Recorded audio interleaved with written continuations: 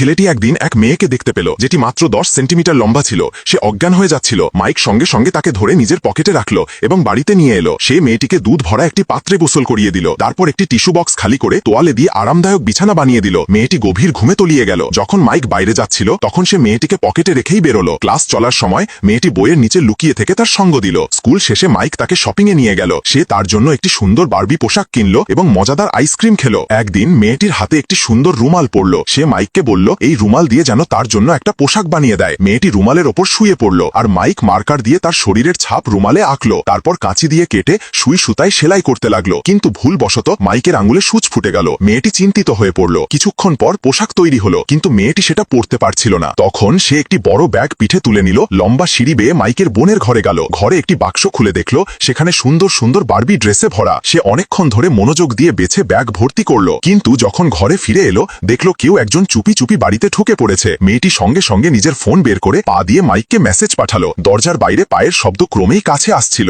লুকানোর জায়গা না পেয়ে সে পুতুলের মতো স্থির হয়ে দাঁড়িয়ে রইল। চোরটি তার কাছে এলো আর মেয়েটি এতটাই ভয় পেয়ে গেল যে নিঃশ্বাসও নিতে পারছিল না। হঠাৎ চোরের ফোন বেজে উঠল আর সে তার সঙ্গীর সাথে দেখা করতে চলে গেল। তখন মেয়েটির মাথায় এক বুদ্ধি এলো। সে মিউজিক সিস্টেম চালু করলো। চোর শব্দ শুনে ভাবলো মালিক ফিরে এসেছে আর দৌড়ে পালিয়ে গেল। মাইক মেসেজ দেখে সঙ্গে সঙ্গে বাড়ি ফিরে এলো। সে স্বস্তি পেল যে মেয়েটি নিরাপদ আছে। মেয়েটি উত্তেজিত হয়ে তাকে পুরো ঘটনা বলল। তারপর ব্যাগ থেকে নতুন পোশাকগুলো বের করে এক ছোট্ট ফ্যাশন শো করলো। মাইক তার কিউটনেসে পুরোপুরি হারিয়ে গেল।